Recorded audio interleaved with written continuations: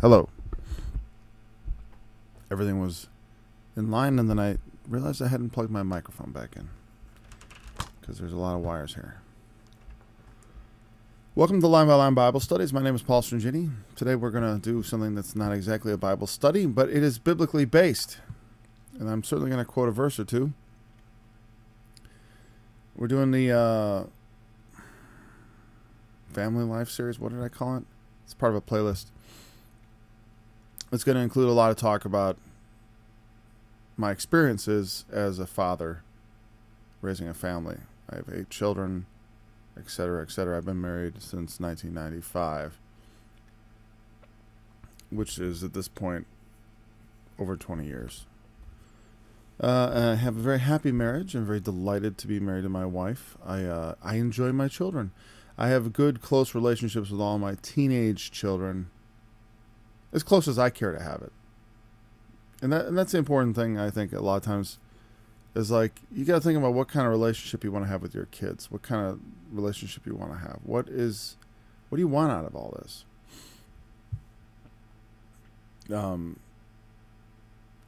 Okay.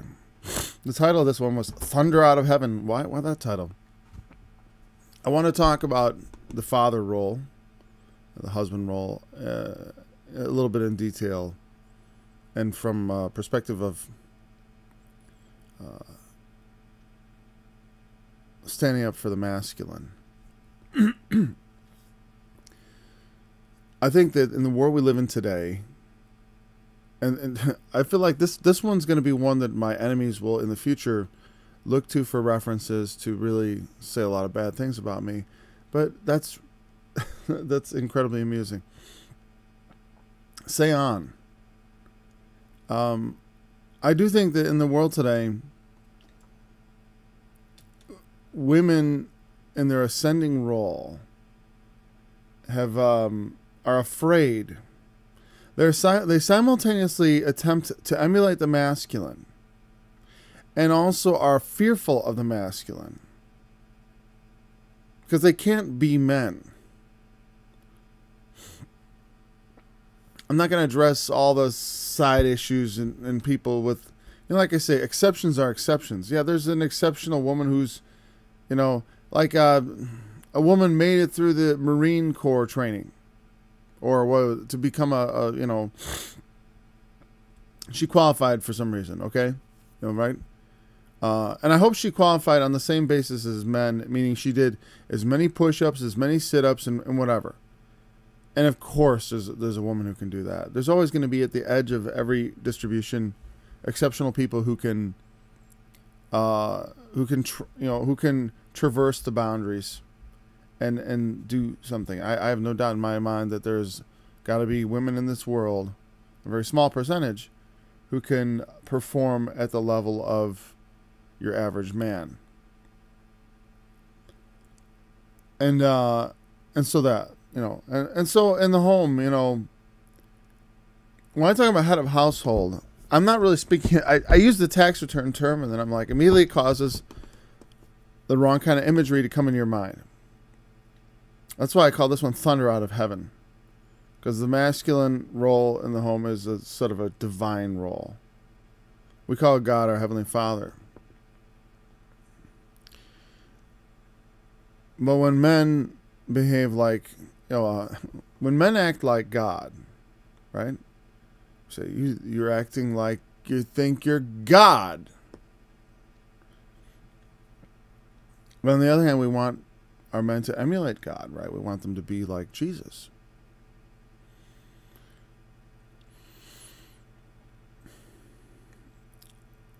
Men and the masculine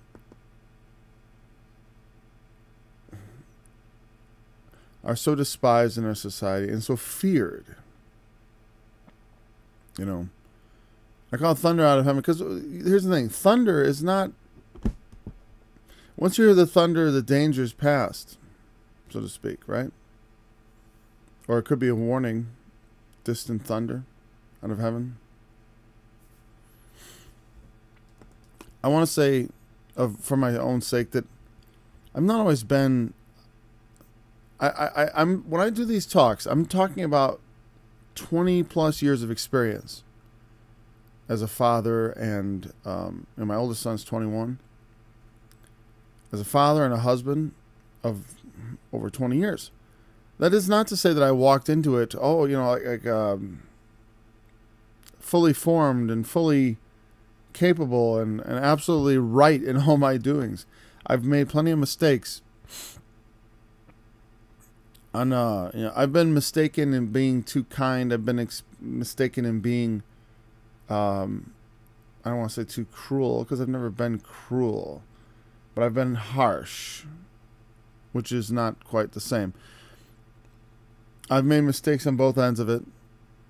I've been questioned by people in my extended family and people in my near family, my actions and my ways. It's and not only have I been questioned, but I've been wrong at times. I've made mistakes. And I read an email from someone who studies with me on, let's say has frequently studied with me. I don't keep tabs on people. I've got enough to do without managing people and keeping tabs on them. And they were talking about how, that was hard to listen to my last week because they feel like their home is so upside down and wrong. As a woman, they're paying the bills. They feel like they're the head. Paying bills, I let my wife pay the bills for years. It's not like that's important. Do you think the CEO pays the bills at a large corporation? Why do you think there's something, the governor, why do you think there's a comptroller? At least in Illinois, we have an office called comptroller. They sign the checks. The checks are not necessarily signed by the head of anything. So, in some ways, I read this, I'm like, you serve him all the time, But in some ways, things I've heard from people that give me this thought, okay, they fear the ways of the male. God is to be feared, and a man in the home is a fearsome thing. Father should be feared also in the home, I believe. Because, a male is a wonderful and amazing thing. I'm not saying anything against women, but why do I have to say that? Oh, because society. What about girls? Who cares? Enough about the girls. What about men? Well, they've been on top. No, men have been on. The men to this day do all the hardest and most unpleasant jobs. No one ever cries about how, all the people who do the most dangerous work in the world are all men, and nobody says, well, why don't we have more women doing that? Where are the people decrying this injustice of the men having to do all the dirty work?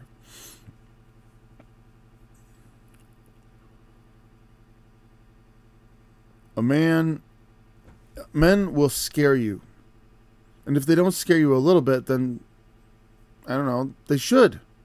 I don't understand this whole modern idea of one of the words used in this email I read was calm confidence. Now, there's a good thing about calm confidence.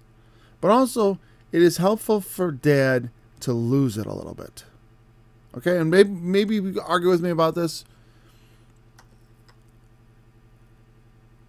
Maybe it can't be argued. I don't think that there's no place for a little verbal explosion, a little thunder out of heaven. For example, if I walk in and I've had something like this happen. I try to avoid talking about specific examples about my children and wife, but I've encountered this situation. This is how I react. I come and find a child speaking like a teenager disrespectfully to my wife. That results in an explosion of verbal Not an explosion like just screaming, but I take on this like sort of persona. I'm gonna I might do a little talking like it, just so you understand. I said, you do not speak to your mother that way. You will not. I can hurt you. I will take away everything you care about. I will take away the phone. I will take away your computer. You'll come down here, you'll find nothing for you that you enjoy. What's wrong with that? What's wrong with a little thunder? I get sick of it. Everything is feminized and everything is pussified. There's place for a man to speak and to tell people what is what. I don't care. I'm afraid. Be afraid. I'm 6'3". I'm well over 200 pounds. I can tear your arms off. Fear. Fear before your father. There's nothing wrong with it.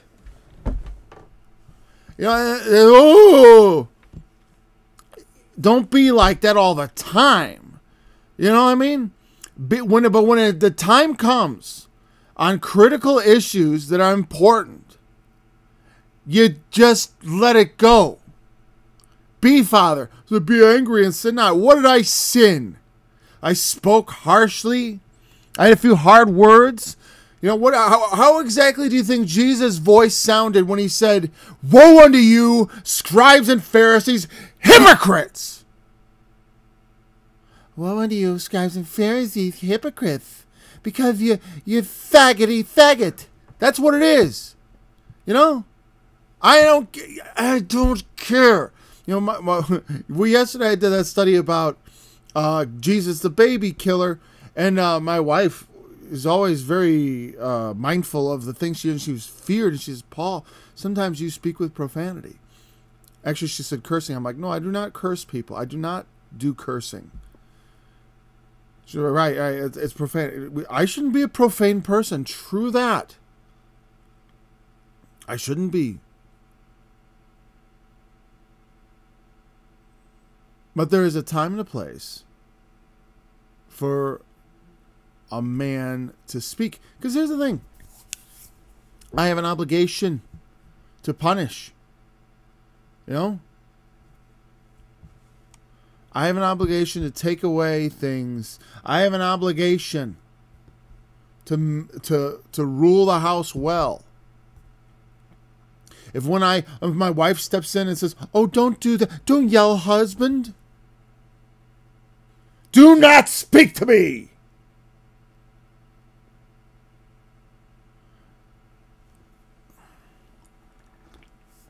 I walk around with calm confidence all the time. I'll tell you what. Let me say something. I am so... My wife would say... She would tell you, Mr. Paul, you just gave a horrible impression of yourself. People are going to think you're this evil monster. I don't care. But I'll tell you, I do care that people do not just like, you spilled the milk. You spilled... what I mean? It's not worth it. You gotta, here's what I say.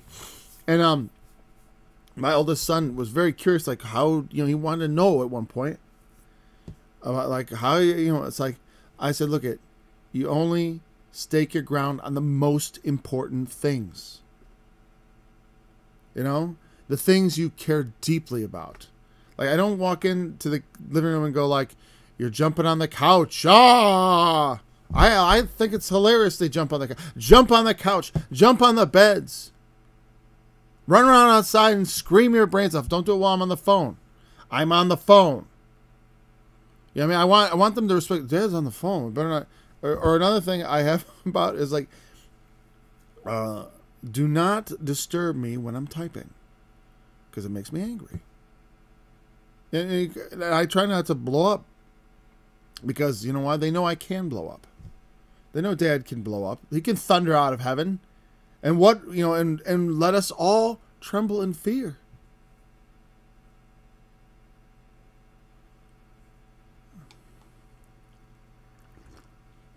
A father should inspire fear. You know, kids love to talk about their mom and like, my mom was the sweetest. Her cooking, she's wonderful, blah, blah. But they don't want to say, my dad was the sweetest sweetheart. Kids, and they love to be able to say, my dad. Oh, my dad was the most scariest, you know, and they should be convinced well into their adult life that you could literally take them apart. What's wrong with that? Even you don't. I understand not all the guys are 6'3" and weigh over 200 pounds. Okay, I understand that. And so, you know, I'm thinking about this, trying to broaden my horizons here. And even so, some people can, you know, as I'm saying all this, I'm like, okay, well, this is what I've done. Maybe you could fault it. Maybe this is the stream I'd like to delete. I'm just saying, this is me. This is how I have been a father. I don't have a problem yelling. I don't do it every day. I don't like it. I mean, I don't like it. But if necessary, you know what I mean? It's like, be angry and sin not. Well, like I said, is it a sin to raise your voice? Is it a sin to raise your voice? Cut it out. All I got to do is raise my voice just a bit. Well, where is it unacceptable to raise I'm not allowed to just really raise my voice? When you raise your voice, though, don't abuse people. You know, like you heard when I went on my tirade, it's like, you will not do this. You will not disrespect your mother. You will not speak spiteful. You will not do these. And I honestly, that example I give of disrespect, I was actually mistaken. I made a mistake. Though there was disrespect. One time the thing I gave, because I've only actually blew up over that once. Maybe twice. Maybe twice. But when there are major transgressions occurring, there's nothing wrong with father reminding. And the reason I'm saying this, I'm not saying this to like guys who are soft-spoken to sort of put them down. What I'm saying is, if a man has thunder in him, it is not the woman's job to like poo-poo it and prevent him from doing his job, which is to be fierce sometimes, or to at least have the potential to be dangerous and fearsome. It's like, I believe you should stake out your ground on very important things. You know what I mean? Not on every little thing. Fathers should basically not even notice little things. You know what I mean?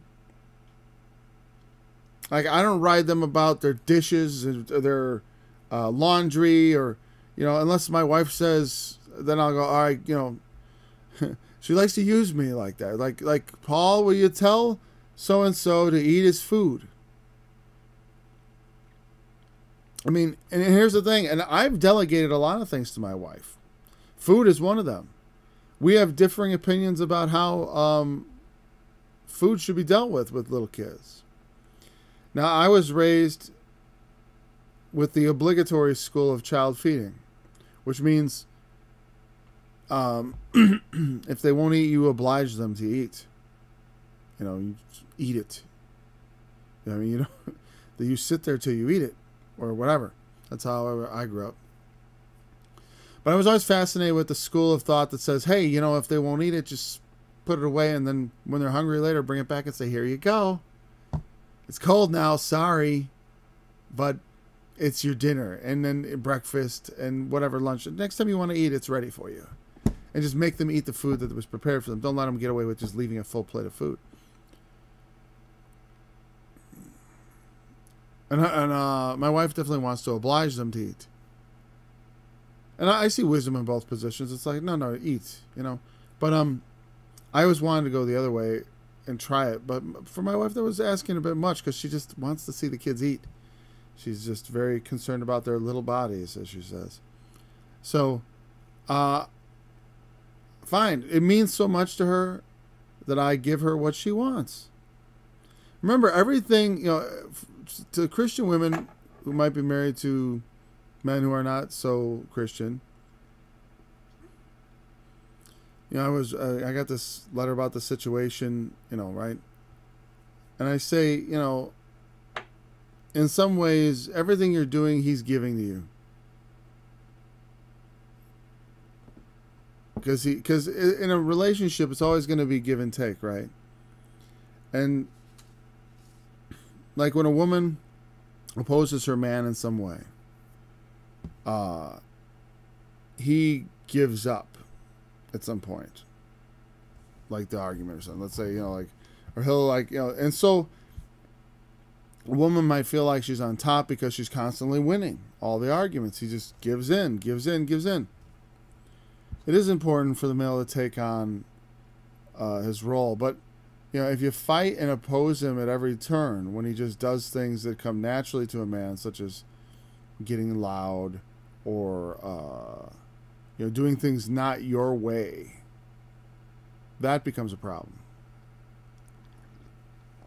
It's one thing if it's like, well, I do all the, I let my wife decide all our meals. I let her decide a lot of things. I'm not going to get in the way. Why should I get in the way of everything she does? She runs the house. I live here. I'm the head, but she's the neck. And I can't, she kind of holds me up. I don't, whatever, there's, it's not like it's just a one-way street. Like everything is brought to me. I don't want everything brought to me for a decision. I don't want to micromanage the home. That's not what being the head is about. Out of the head proceeds the thunder. It's not just that. It's like children, I don't, they will love me for what I am and who I am. It's not, a lot of times women want men to perform a almost female role. Like my wife, she won't mind me talking about this because this is kind of funny. And I say that because it's like, I don't want to, there's things I won't talk about in my relationship with my family because I don't want anyone to be embarrassed about anything. Like I said, there have been issues in the past, things that have gone on. Let that suffice you to say that we're normal. I make mistakes. Everyone makes mistakes. But this is a funny story, and I think it's funny, because she wanted me to line the kids up or just give them all a hug and a kiss or something, right?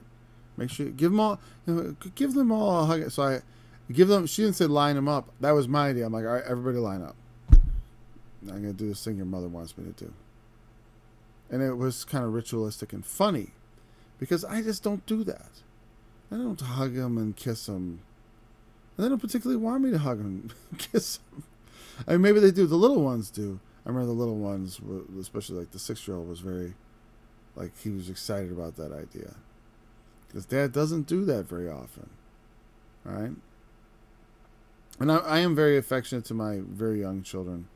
But I don't know, once they start, I don't chase anybody to give them a kiss. Right? I don't chase them down. Nobody hunts for it from Dad. And I've observed children for a long time. I have 8 of them. Like my 3-year-old, it's interesting because, he wants me to see how big and how capable he is. He wants to show off his competence to me. He tries to show off what he can do. Look at me, what I can do. Watch this, Dad. He shows me he's riding his big wheel. He's able to do that now. And he wants to show off his capability. He wants to throw a ball at me and have me throw it to him. Or he wants me to do something that shows off my power and strength. So I'll take we'll be walking around up in the barn and he'll throw a ball to me and I'll just kick it up into the rafters, and he just loves it. He loves seeing me do big things, and they get a kick out of it. Kids want to think of their father as strong and terrifying and fearsome, and they want to think that he is more strong and terrifying and fearsome than anyone else's father. It's that prejudice of familiarity, but that's what guys want to, guys when they're adult, they want to be, oh, my dad, he was a complete this, that, the other. they'll talk about the excesses of their personality, whatever, and take a great deal of delight in that. I don't see anything wrong with a father being fierce, being a figure of admiration from a sense of the terror of him. You know, I want my kids to be like, I don't want to offend my father. I don't want to go against his wishes. And I don't want it just to be, and it's like I said, it's not from fear. Look at, here's the thing, a critical thing I want you to think about as I say all that. You can't just rage and be mean. Everyone brings thunder. Women do too. Right? But if we do it wrong, we can do damage to our relationships. Okay? And I hope like we probably scared people off in the first 10 minutes. Because, like, here's the thing. There's a reason I do an hour-long thing. And I'm not, they say brevity is the soul of wit. I'm not very witty. I'm more of a deep thinker than a fast thinker. So it takes me, I usually make these long, drawn out points. They're deep, but they're not very, like something you can put into every once in a while I do come up with something like that and I think, wow, that's really cool. That is wit. That is something else, but that's not like my everyday thing. And that can be a bit trite, like it can be a bit empty. If I got my Bible, I could have, let's go full screen. All right. So this can go badly wrong. Like I've seen parents in the grocery store and they are really mean to their kids constantly, and the kids ignore them completely. If it just, here's the thing, if it's thundering all the time every day, it just becomes everyday, normal, and boring. It's not anything special. You know what I mean? You want to be of that volcano that doesn't erupt very often. You know what I mean? Like, I can erupt. I have the potential to do, and when I mean erupt, people confuse that with anger, and there is anger in it. As the Apostle Paul said, "Be angry and sin not." Well, the point is, what else do you describe it when I find them in transgression, and I decide, okay, I'm going to take something away that you care about, because like I said, I don't believe in corporal punishment beyond a very young age. Physical punishment only works on kids that you can't communicate with yet. Where it's important, though. Like, they have to, I think I've talked about this before. It starts with the brushing of the teeth. That's where my children learn to fear me, is when they are 1 year old. Because here's the thing. Infants don't like having their teeth brushed. They don't. But they need to have their teeth brushed and their gums brushed before they even have teeth. They hate it. And so, and my wife, they squirm, and they're amazingly strong for these little creatures because they're just little knots of muscle. They've got, and certainly they're slippery and they can move and they can like get out. It's so hard to hold them. But I can do it, and I do it. I got a special grip just for infants. Take an infant, and you put them. I put them under my arm, and I get my finger like that in their mouth to keep it open, and I hold them in one arm like this. I basically wrap one arm around them, put my finger in their mouth to keep it open, and then use my right elbow to kind of hold them down like this. And I take the toothbrush and I brush their teeth, and they squirm and cry, and I could care less. Love is what does good, not what feels good. What happens with that? I do that faithfully. I force them to have their teeth brushed. And then, after a while, they expect to have their teeth brushed. And they want to have their teeth brushed. And if you don't brush their teeth, they're kind of offended that you're not doing it. That's what it does. That's how I do it. That's where discipline starts. It doesn't start with spanking. And they won't even understand a spank. You can't spank like a 1-year-old. You know what I mean? Though they do things wrong, they don't understand it. And spanking to me is a slap on the butt. It makes more noise than pain. For the little guy. For the baby. The belt is for your 7, 8, 9-year-olds. 10-year-olds. Hopefully by then it's, not necessary. I think about my 10-year-old, it's like, I don't want to ever have to use any sort of physical punishment on him. When I was, my first kids, I definitely had more trouble with than, as far as like, I didn't really know what I was doing. Now I know and I see, like, I'm like, I'll just brush their teeth. That's discipline enough. They fight and they struggle and they see there is no struggling against dad. I talk a lot about, the authority in the home and the father and all that. But I know that the mentality of people are like, oh, you want your kids just to obey authority, blah, blah, blah, blah, blah. No, I want them to obey just authority. Me. But I like I said, I let my kids go crazy. Like yesterday, like for example, here's something that mothers might oppose, but dad loves it, okay? My kids all have these airsoft guns, and I bought them guns, When I was a kid, I was like, no guns, no playing with guns, no toy guns. Of course, I made guns out of sticks because it's like, wow, I wish I had a toy gun. I'm not allowed to have one. I think that was like my mom's thing. And my dad was like, oh, fine. I don't know. Or maybe, well, he always had the opinion that, like, guns weren't toys, and so he kind of felt similarly. Like, you never point a gun at someone unless you intend to kill them. And I understand their point of view, but actually I think the kids understand they're playing a game and they're acting out things. So I give them all these airsoft guns. They shoot these little plastic pellets, and when they shoot them, they hurt. You shoot them at each other, they sting. Have you ever been shot by one? It's a step beneath a BB. They definitely hurt. I remember, and I'll tell you that story in a second. But like, because we used to, but they go, like yesterday they were out all shooting each other, playing a game. From the 7-year-old to the 21-year-old, they were all outside running around with guns and shooting each other. That's a game that only dad would say, go for it. Moms would be like, oh, I don't know. But like, my wife's like, if you think that's good. And then after a while, she sees it and she doesn't have any problem with it. Mothers might be apprehensive about something like that. Father is going to say, nah, go have fun, wrestle, fight. Play a game of death, play a game of war. Fight each other, kill each other, in play.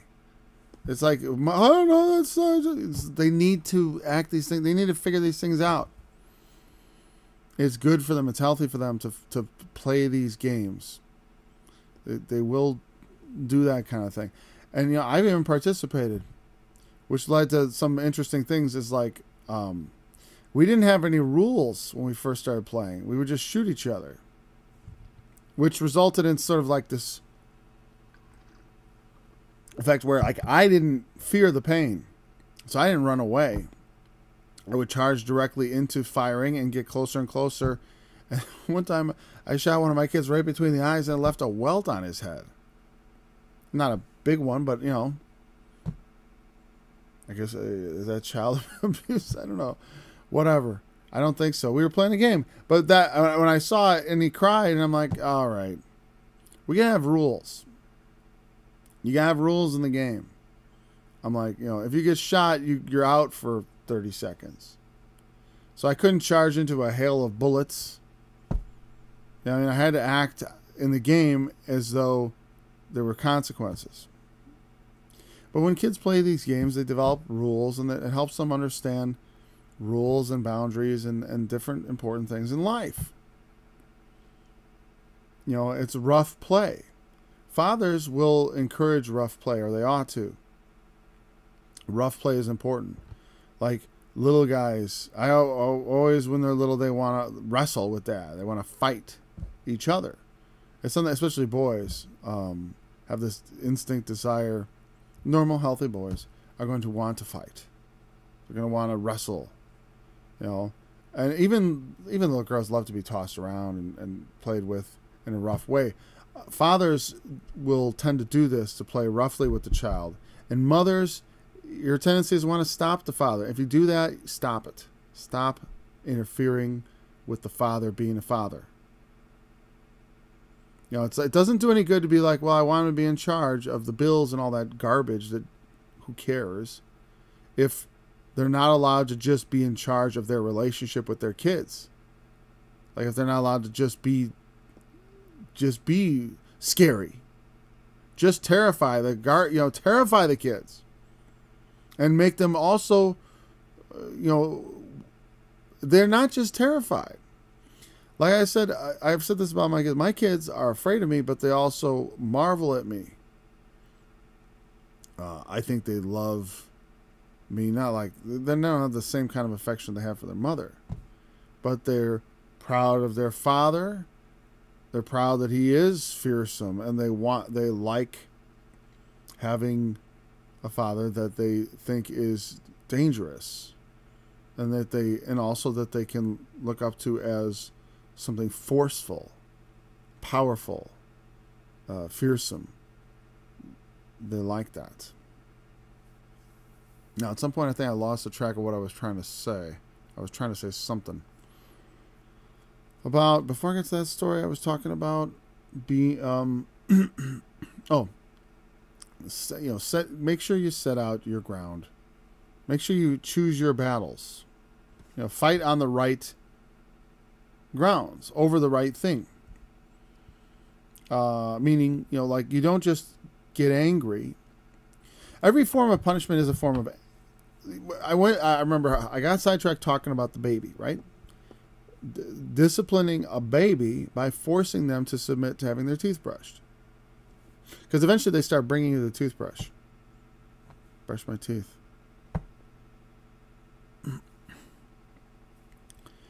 I mean, this is a far cry from stuff I saw where they were like, I think about where the world is today. I saw a video where they were like,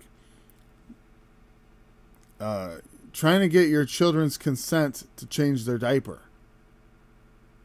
Do you consent to me changing your diaper? I think, whatever. I don't change diapers. I did early on. The last kid, I maybe touched 2 diapers the whole time. And then it was a favor. You know what I mean? I don't know why it's like a big... Why? I want him to be Lord of the house, and then I want him to do my duties. Why you want... I want him to get up and feed the baby at night. Feeding the baby is your job. But I also do this and this and this and this. Did you want a lord, or did you want a servant? I mean, I serve my wife. Don't be mistaken. And like I said, I can't speak for everyone's situation. It's my situation. I'm giving you my experience, and that could be, you can take it or leave it. You can reject it. Well, you can reject it or accept it. You can cast it off or bring it to you. It's like, how many words do you need, Paul? Come on. As a father, you gotta pick your battles. I gotta make this for everybody I can. Okay, my experience. Pick your battles. I don't wait for consent, because you know what? Not everything in life is going to be by your consent, right? All of us are in some sort of bondage. I serve my wife and 8 children. It is a heavy burden to bear. I'm just saying. I mean, is there anything weird about me saying that? It's like that it's a lot to have 8 kids and a wife.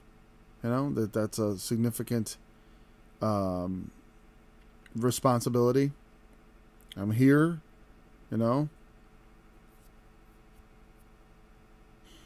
They're all fit, alive, and, I mean,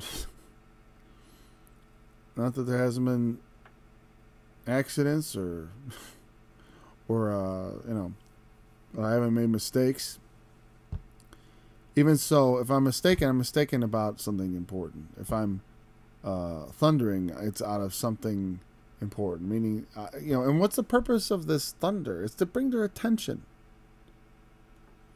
When I'm brushing the infant's teeth, I'm using my muscles to restrain their motion. Yeah, it's against their will. You will bend. And this idea of, let's get their consent to change their diaper and da. If you want your child to believe they're in control of everything, you are in for a world of misery. Children should not be in charge of things, not even their own, schedule and whatever. Like little kids, allowing you decide. It's almost, I consider it child abuse to ask a child to take on your responsibility. This whole we'll just give it over to them and ask their consent, ask their opinion, ask what do you want, where do you want to go on vacation? Not that's a small thing. But there are a lot of things that I certainly give them their headroom. I want them to. I don't interfere in and I certainly don't on their birthday. They all choose where do you want to go to eat. What do you want to do on your birthday? I don't ask because I don't care. I just hear about it. Oh, they want to do this. You know what I mean?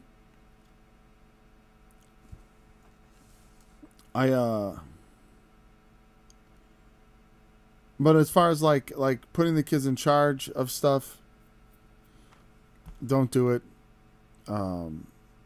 Show them you're in charge. It'll make them feel good to know you're in charge. There's nothing more unsettling than going who's in charge of all this? Me? Ugh. Why do you think, men, it's a big responsibility to be heading up the family. Why do you think men are just you want to do it? Fine. Go ahead, do it. Can I just be left alone? Can I just go out in the garage and watch sports and drink my beer and just sit there and not be involved? Oh, thanks. Of course they're going to check out. They're going to check out because it's a big responsibility. And when they do step in to do stuff, don't step on their masculine instincts. It might be bad, but if they're not allowed to make some mistakes, if you try to, if you police it, now you are stepping out of bounds. Don't police your husband. You can quietly tell him blah, blah, blah, whatever. Give him advice if you think you know better. But I do feel that the masculine is despised. You want them to be quiet. You want them to not bring the thunder sometimes. The thunder has to come. The man has to establish. When I hold that baby in my muscles, he's wrapped in thunder. You know what I mean? And he begins to realize you can't fight the thunder. You can't fight it. And like I said, it's not all physical. It's not all just noise. Thunder is okay, well, guess what? The line that connects your computer to the internet, it's gone. There is no connection to the internet for you. How about that? Guess what? You have no electricity in your room. Like I said, I know how to hurt you. Just be creative. You don't have to actually physically harm them. Is there something abusive about taking away their privileges? Because they are privileges.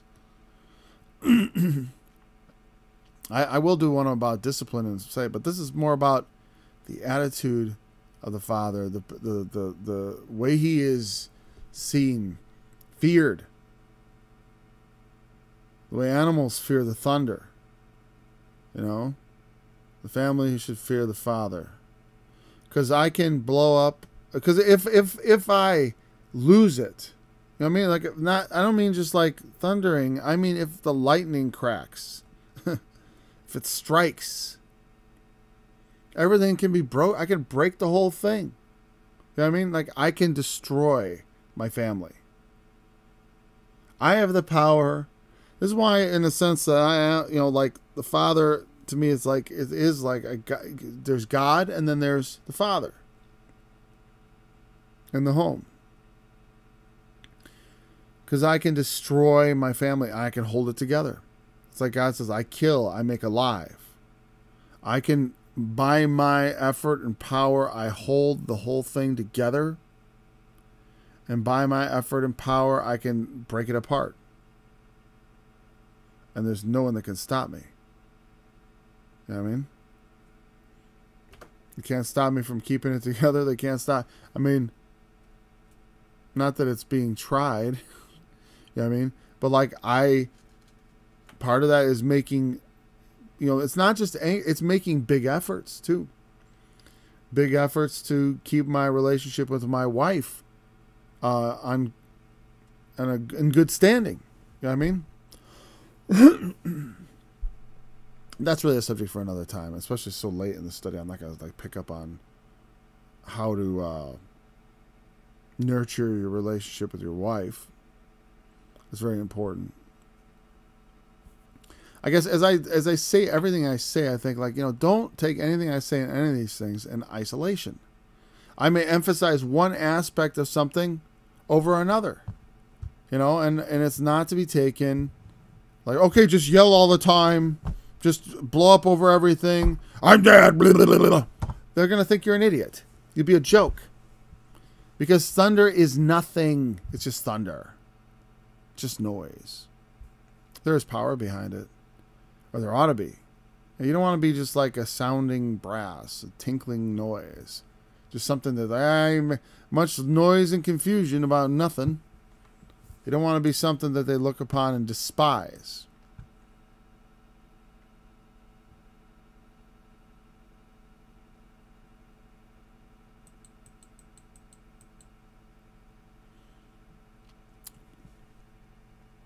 The idea that Father is something fierce, them also think it makes them feel secure. It makes them feel like they can trust in the security of their home. Like there's someone who really cares enough to sound like that, to make that noise. That it also tells them their behavior is important. Their role in the family is important because it inspires that kind of attention from dad. If dad is always just like quiet and apathetic about everything, you don't have to yell. Like my way of the thunder and all that, it can be earnest speech that thunders without making a lot of noise. Because the noise, it's like, that may be in part of my just makeup genetically. Like there's a tendency to get loud. But there's nothing wrong with being loud.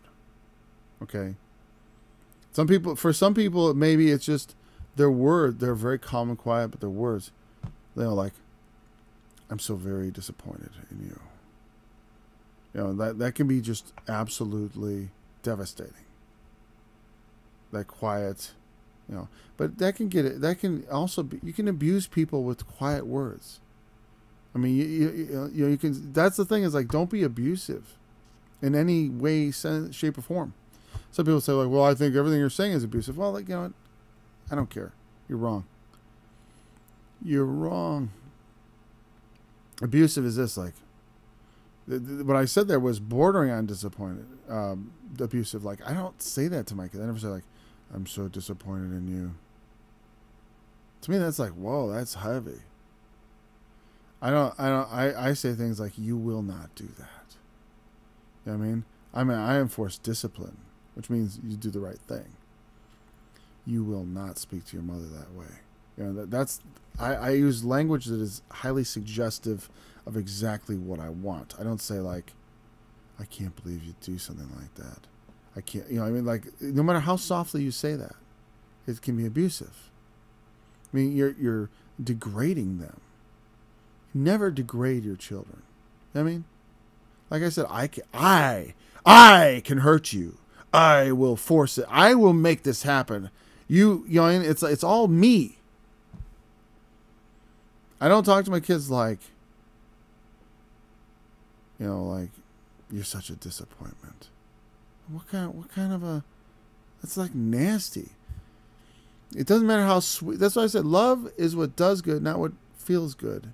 Though that will feel bad also. It doesn't necessarily, what I'm saying is like something they can use soft speech, soft tones, but everything that comes out of your mouth is poison. So don't, I guess I get annoyed because it's like, yeah, I thunder, but like I'm not hurting anything. I'm just manifesting the crackling thunder of my power. You know what I mean? It's like when I hold the baby and like my muscles, I'm using my muscles to hold him, but I'm not hurting him. He doesn't like it. He doesn't want it. And maybe he kind of hates me at that moment. Hate me. Like for being me. Fine. But I'm not going to say hateful things to my children or wife. God knows I might have done. It's more likely to happen between husband and wife because children are different. At least for me. I mean, my closest relationship in the world is with my wife. And that close relationship, I put it above everything else. Above all my other relationships, I put that relationship because that is the foundation on which my family is resting, and it's so important. It's just got to be priority A1. And I expect her to make me priority A1. Though I understand, like, she's got to feed the kids and make sure they have this, that, the other, and she has to split her attention more than I do. I mean, more than I do. I mean, because I spend a lot of,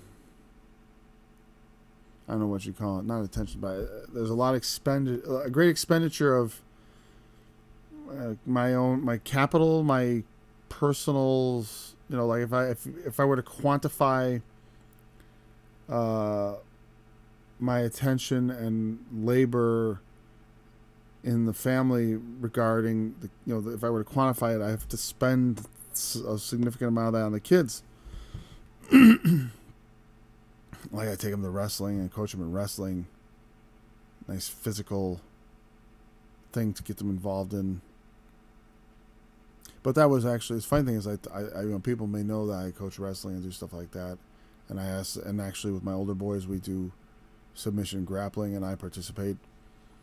But it was all my wife's idea. I always think I'd rather be home working on music or on my barn. But I do it because I know it's the right thing. It's good for them to be part of that and to have me there, participating. Because, it's like I said, I don't sit around hugging my kids. I might sit and watch a movie with them. I give them a hug once in a while if called upon. And, if you're different as a father, that's fine. You know what I mean? I'm just saying, don't allow the feminine to step on the masculine. Don't be afraid to do it your way. Play roughly. Speak roughly. I speak roughly. It's all right. Don't be abusive in it. Don't say things that are nasty and passive aggressive. Just be direct. Be to the point. Tell them what you want. Demand. Make demands. This is how it's going to be. That's mostly what I yell about. It will be this way. This is how it shall be. Or what? Or nothing. That is what's happening. You can find out if it doesn't, I'll figure out the consequences later. But I assure you, you will not be pleased. You will not like what I do. You will comply. I'll figure something out. And the thing is, you stake out your ground on the most important things, and then you follow through. If there's a threat, if you make a threat, when you threaten something, you better follow through on it. You know what I mean? That's got to be absolute. Do not retreat. But make it something, like I said, make it something. Here's one thing I want to say, and we're getting close to the end, but like, never, ever, I hope you listen all the way through, never take something from your kid you can't give back. And that's why I talked about punishments, and we'll get to discipline in another time. Maybe that'll be next time. But one of my theories about punishment, and I think it's a good idea, don't take away something you can't give back. They will resent you. So like I said, I take away their internet cord, or I take away the electricity. I don't say like, oh, I remember, I never liked this thing when people are like, okay, you can't participate in sports. I'm like, what? Until you get your grades up, you can't participate in baseball. What? What? What is that? No. Because to me, that's like, that's important.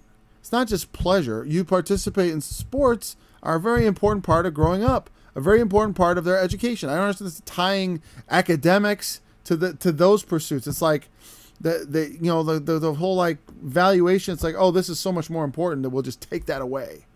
Well, that game will never happen again. You know what I mean? You took it away and they can never go back and do that again. They just sit at home studying books. Great idea to make learning the most miserable thing in the world. So stupid. I just don't understand that. Wrong. And it's everywhere. Oh, eligibility. Okay, yeah. Punish them some other way. I remember in baseball once the kid couldn't come. I'm like, what? I'm like, what? I'm like, no. I'm like, what did he do? I'm like, why don't you just give him the belt and then make him go play the game? Because that's my opinion. It's like, just, get your grades up. Like there's other things. Like I wouldn't be like, I want them to play the game. I want them in the baseball. We don't do baseball anymore, but that was baseball at the time. I want them in the baseball game. I want them to play. I want to go there and see. I'm not going to take away my enjoyment because they're not doing their job. Why should I suffer? I want to see them play. It's like, well, it's more important. Maybe it is. Maybe quantifiably your grades in school are more important than your performance in sports. I understand. But I don't think like that's where you start hitting them. It's like no, we're going to take away your TV privileges. There. And these days, it's not like when I was a kid, you lost your TV privileges. Those shows might never be shown again. Nowadays, it's like I don't even have a TV. And there's so much stuff to watch. It's like, and it's all, like this thing I'm streaming. It's not like this is a once in a lifetime opportunity. This is going to be up there forever, as far as I know, for as long as it matters. It doesn't. So taking away that stuff, no access to the tablet, Junior. Good.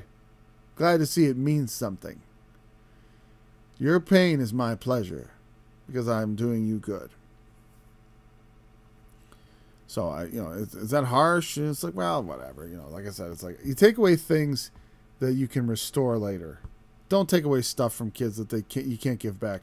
I remember a kid did something and he missed out, and the parents punished him like, no state tournament for you. What? I'm like, really? That's wow. That's harsh. It's like, yeah. Well, they'll remember that. Yeah. Yeah, just took away the state tournament. For me, for my money, that's like, whoa. Really? I mean, if they're if my kids aren't performing to the level I think they're capable of, like they're dogging it, I might say like, next week we're not going to a tournament because I don't think you're putting the effort in. I'm not going to wrestle you next week. I think you need to take some time off, blah, blah, blah. You can make decisions like that. I'm just saying, it's not that you don't say, but things they really want to do, that they're excited to do, that you can't take away, that you can't restore. I don't recommend taking it away. Maybe there's a place for it, like some big thing, but those can be so wounding. You can wound your child to the degree that they resent you the rest of their life. And they may not talk about that specific thing, but it damages your relationship so deeply over time. So God, I don't think I exhausted this subject. I could go on for hours and hours about it. And I already feel at the end of it, I feel regret. I'm like, I said things I had to say. It's contrary to the way the world is currently fashionable. Everything's feminized, and I'm not interested in I know the opinions of people are going to be different.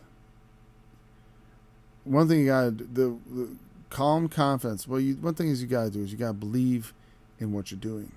You got to believe in the way you raise your kids. Like we homeschool our kids.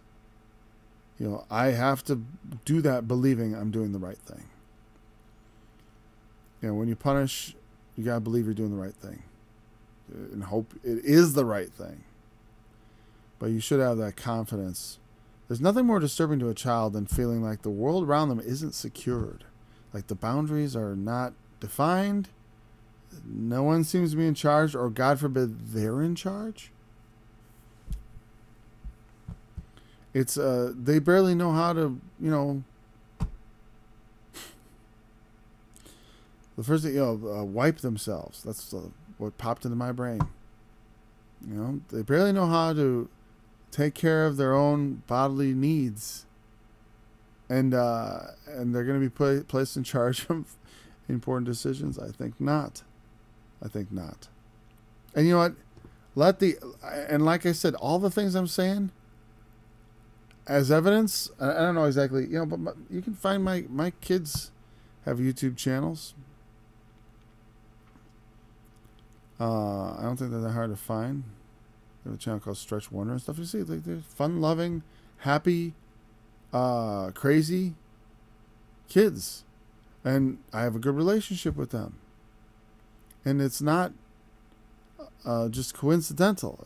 And it's not because I wasn't demanding in the most important things.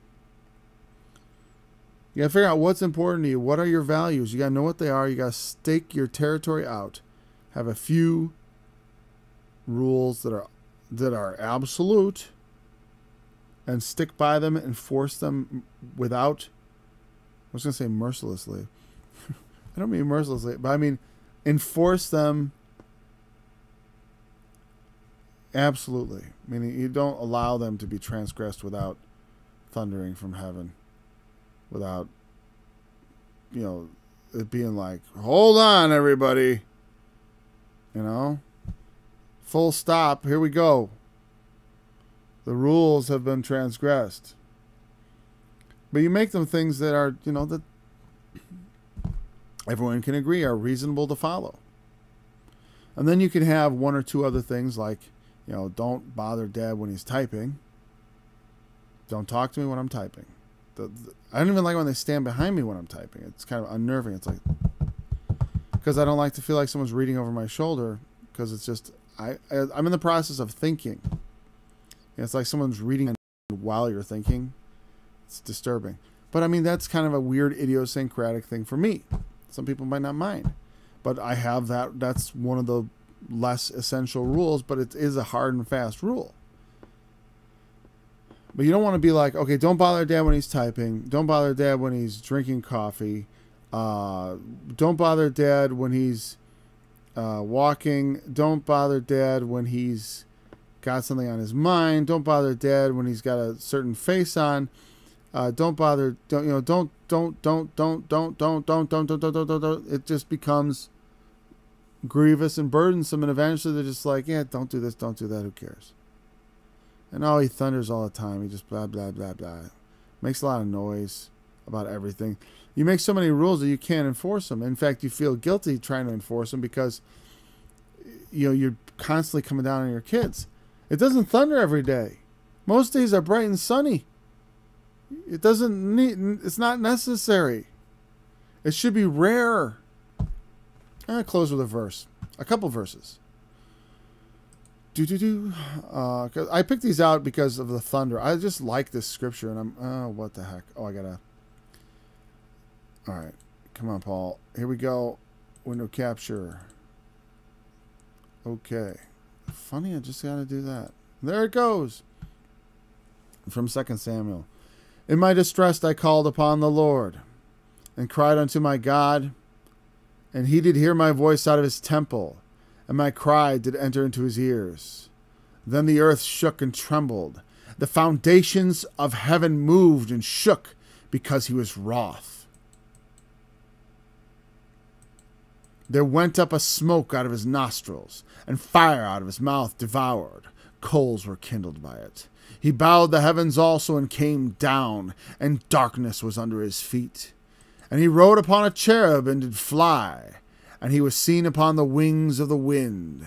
And he made darkness his pavilions round about him, dark waters and thick clouds of the skies.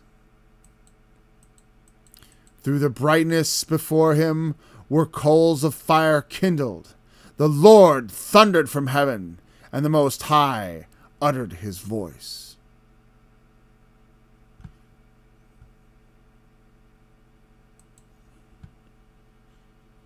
See you tomorrow. Now, what should we do for scripture here? What is appropriate? Oh.